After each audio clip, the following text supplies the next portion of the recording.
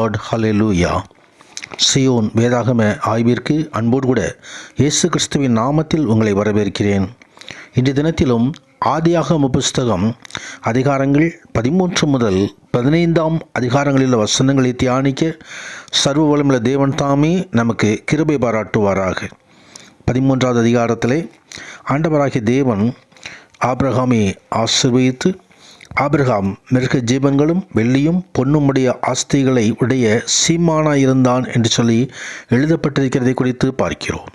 கர்த்தருடைய ஆசீர்வாதமே ஐஸ்வர்யத்தை தரும், அதனோடு கூட அவர் வேதனையை கூட்டார் என்று எழுதப்பட்டிருக்கிறது. கர்த்தருடைய பரிசுத்த நாமத்திற்கு மகிமை உண்டாவதாக. ஆம், உன்ன தேவன் தாமே அவர் தம் பிள்ளைகளை ஆசீர்வதிக்கிற தேவன். ஏதேன் தோட்டத்திலே ஆசீர்வதித்து அவளை பழுக பண்ணுவேன் என்று சொல்லி அங்கே எல்லா வகையான மனிதனுடைய வாழ்க்கைக்கு வேண்டிய சகல ஸ்லாக்கியத்தையும் கொடுத்த தேவன் இங்கேயும் ஆபிரகாம் ஆசீர்வதித்து பெருக பண்ணினார்.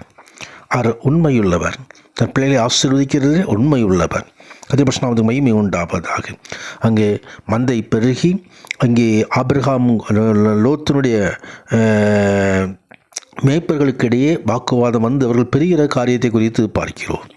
லோத்து தன் கண்களை ஏறெடுத்து பார்த்து யோர்தான் நதிக்கு அருகான சமபூமி முழுவதும் நீர்வளம் பொருந்தினதாக இருக்க கண்டு அங்கே அங்கே போய் ஒரு கோடாரத்தை போடுகிற பார்க்கிறோம்.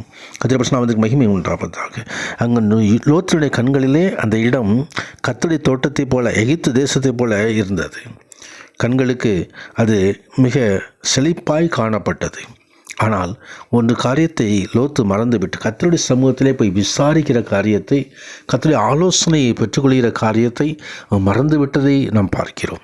ஆபிரகாமோ தேவ சமூகத்திலே காத்திருந்து தேவன் காட்டிய அந்த இடத்திலே அவன் போய் சுதந்திரிக்கிறான். கர்த்தருடைய நாமத்துக்கு மகிமை உண்டாவதாக. ஆபிரகாமிடம் பொறுமை இருந்தது, ஆபிரகாமுக்கு விட்டு கொடுக்க தன்மை இருந்தது, சகிப்புத்தன்மை இருந்தது. கர்த்தருடைய நாமத்துக்கு மகிமை உண்டாகும். இந்த காரியங்கள் மண்ணுடைய வாழ்க்கையிலே மிகுந்த ஆசீர்வாதங்களை கொண்டு வந்துவிடும். ஆனால் தனக்கு எது செழிப்பாய் தோன்றுகிறது, தனது மனதுக்கு எது பிடித்திருக்கிறது, தனக்கு எது இஷ்டமாயிருக்கிறது என்று சொல்லி கர்த்தருடைய ஆலோசனை பெறாதபடிக்கோ செல்லும் பொழுது பலவிதமான பிரச்சனைகளை சந்திக்க நேரிடும். அப்படித்தான் 14வது அதிகாரத்தில் அங்கே சோதோம் கொமோராவில் இருந்ததான லோத்துவுக்கு சோதனைகள் ஏற்பட்டது. அங்கே ராஜாக்கள் வந்து போர் தொடுத்து லோத்துவையும் அவனுடைய எல்லாவற்றையும் கொண்டு போய்விட்டார்கள்.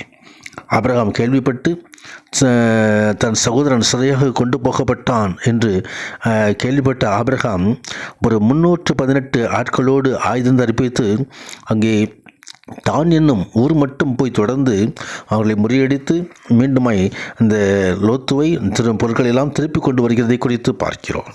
கர்த்தருடைய நாமத்துக்கு மகிமை உண்டாகும். ஆபிரகாம் ஒரு ராஜா அல்ல, ஆனால் தனது வீட்டிலே வேலை செய்து கொண்டிருந்த ஒரு 300 பேரை எடுத்து அங்கே ஆயுதம் தரிப்பித்து போன பொழுது அங்கே ஜெயம் கிடைத்தது. கர்த்தர் நம்மோடு இருப்பாரானால் கர்த்தர் நமக்கு ஜெயத்தை அருளுகிற தேவன். குதிரையோ இத்தனை நாளுக்கு என்று ஆயத்தமாக்கப்படும், ஜெயமோ கர்த்தரால் வரும் என்று எழுதப்பட்டிருக்கிறது. கர்த்தருடைய நாமத்துக்கு மகிமை உண்டாவதாக. ஆண்டவர் தாமே நமக்கு அவர் ஜெயத்தை அருளுகிற கர்த்தர். ஆனால் கர்த்தருடைய சமூகத்தில் காத்திருக்க வேண்டும், கர்த்தருடைய சமூகத்தில் ஆலோசனை பெற்றுக்கொள்ள வேண்டும், கர்த்தர் காட்டுகிற வழியிலே நாம் நடக்க வேண்டும். அப்பொழுது தானியேலுடைய காரியமெல்லாம் ஜெயமாக இருந்தது போல நமது காரியத்தையும் ஆண்டவர் ஜெயமாக நடத்தி தருவார். கர்த்தருடைய நாமத்துக்கு மகிமை உண்டாவதாக. ஆபிரகாமோடு இருந்த கர்த்தர் ஆபிரகாமை ஆசீர்வதித்தார். ஆம், வானத்தையும் பூமியும் உடையவராகிய உன்னதமான தேவனாகிய கர்த்தருக்கு நேராக கைகளை எடுத்து அங்கே கடந்து வந்ததான அங்கே ஒரு ஆசீர்வாதத்தை நாம் பார்க்கிறோம். ஆபிரகாம் வீடு கடந்து வந்ததான ஒரு ஆசீர்வாதத்தை பார்க்கிறோம். கர்த்தருடைய நாமத்துக்கு மகிமை உண்டாவதாக. ஆம், தொடர்ந்து ஆபிரகாம் 15வது வசனத்திலே 15ஆம் அதிகாரத்திலே ஆபிரகாம் ஆண்டவரோடு செய்கிறதான ஒரு உடன்படிக்கையை பார்க்கிறோம். கர்த்தர் ஆபிரகாமோடு தேவனாய் கர்த்தர் வந்து ஒரு உடன்படிக்கை செய்கிறார். கர்த்தருடைய ஆபிரகாமே, நீ பயப்படாதே, நான் உனக்கு கேடகமும் உன் மகாபரிய பலனுமாய் இருப்பேன் என்று சொல்லி ஆண்டவராகிய தேவன் இந்த ஆபிரகாமை ஆசீர்வதித்தார். கர்த்தருடைய மகிமை உண்டாவது. வானத்தை நீ அண்ணாந்து பார், நட்சத்திரங்களை உன்னால் கூடுமானால் எண்ணிப்பார், உன் சந்ததி அவ்வளவாய் பெருகும் என்று சொல்லி ஆண்டவராகிய தேவன் ஒரு ஆசீர்வாதத்தை கொண்டிருக்கிறார். ஆனால் ஆபிரகாம் கர்த்தரை விசுவாசித்தான், அதை அவனுக்கு அவர் நீதியாக எண்ணினார். விசுவாசமே முக்கியமான ஒரு காரியம். விசுவாசிப்பவனுக்கு எல்லாம் கூடும் என்று வேதவசனம் சொல்லுகிறது. ஆம், விசுவாசம் இல்லாமல் கர்த்தருக்கு பிரியமாக இருப்பது கூடாத காரியம் என்று வேதம் எச்சரிக்கிறது.